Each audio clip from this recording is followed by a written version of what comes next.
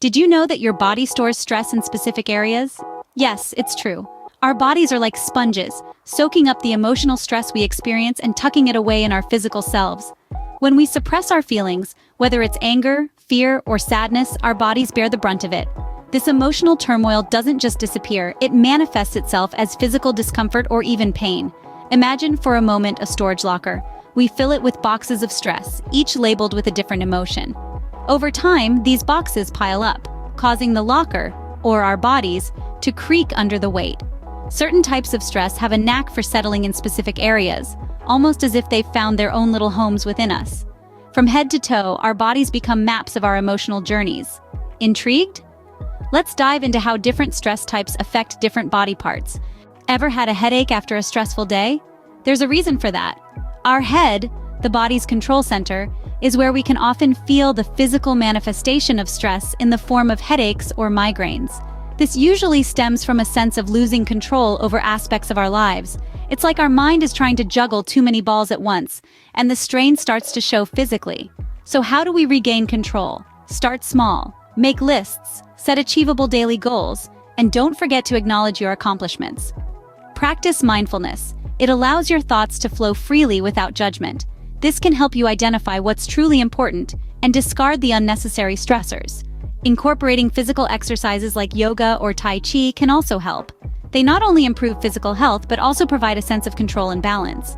Remember, regaining control over your life is a journey, not a destination. And as you embark on this journey, you'll notice your headaches starting to ease. Regaining control can help ease that headache. Lower back pain can be more than just physical. It can be a sign of repressed anger. When we bottle up our rage, it doesn't just vanish, it seeps into our physical selves, often settling in the lower back. It's as if our bodies are trying to carry the weight of our unexpressed anger, leading to persistent discomfort or pain. But why the lower back? It might be because this area is closely linked to our basic survival instincts and our fight or flight response. When we suppress anger, we're essentially suppressing a natural biological reaction to danger or injustice. So how do we release this anger? Try deep breathing or mindful meditation, both of which can help calm the mind and body. Journaling can also be a powerful outlet for bottled up emotions. Physical activity, like yoga or Tai Chi, can help channel that anger into positive energy. Releasing anger can help relieve that lower back pain. It's a journey, but every step you take towards expressing your emotions healthily is a step towards a happier, less painful life. Feeling weighed down, your shoulders might be bearing that burden. These sturdy parts of our body metaphorically carry our responsibilities and obligations. When these become overwhelming, our shoulders can become tense, tight, and even painful. It's as if they're trying to physically support the weight of all we're juggling in our lives. So how can we ease the strain on these burden bearers? First, it's important to recognize and validate the pressure you're under. Ignoring it won't make it disappear. Next, consider delegating tasks or asking for help. There's no shame in reaching out. After all, we're social creatures designed to work in communities. Prioritizing self-care is also crucial. This can mean anything from taking a warm bath to practicing yoga, or simply allowing yourself time to relax and unwind. Remember, by addressing these feelings of burden and responsibility, we can start to alleviate the physical manifestation of stress in our shoulders. Lighten the load and you might just lighten the pain. Your chest does more than protect your heart. It may also reflect your emotional state. When we experience profound loss, grief, sadness, or hurt feelings, our bodies often respond in kind.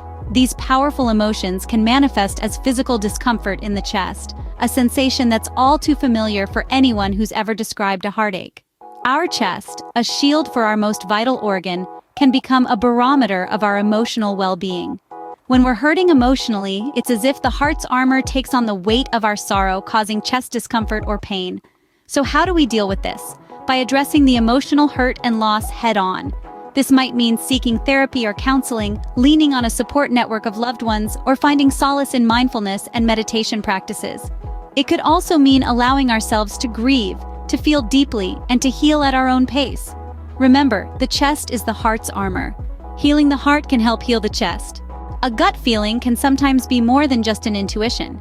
This can be particularly true when it comes to unresolved fear. You see, our stomach, often referred to as our second brain, is a sensitive organ that can react strongly to emotional stress. Unresolved fear.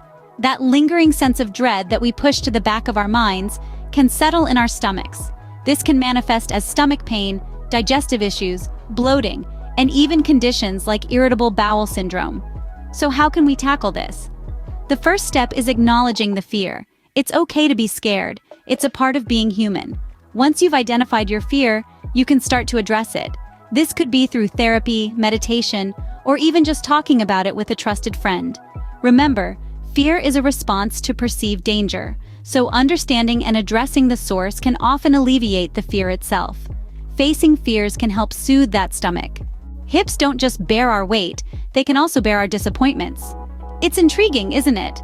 How the body can transform emotional pain into physical discomfort. Our hips, for instance, can become the storage space for past disappointments and fears of moving forward. Imagine your life as a road. The hips in this scenario would be the pivot point, the axis of rotation. When we're bogged down by disappointments, this pivot can become stiff, leading to pain and discomfort. It's as though you're trying to move forward, but your vehicle is stuck in the mud of disappointment. The good news is that there are ways to get unstuck.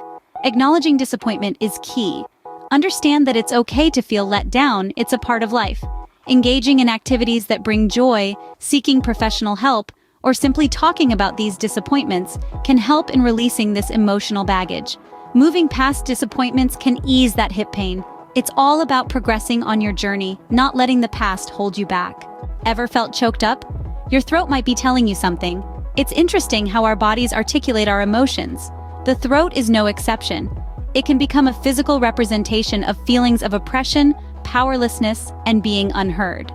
When you're not expressing your feelings, when your words are stifled or your voice is silenced, it can manifest as problems in the throat. It's like your body is trying to tell you to speak up, to let your voice be heard. But how can you do this? It starts with recognizing that your voice matters. Your opinions, your thoughts, your feelings, they're all valid and they deserve to be expressed. Engage in open conversations, write in a journal, or even talk to yourself.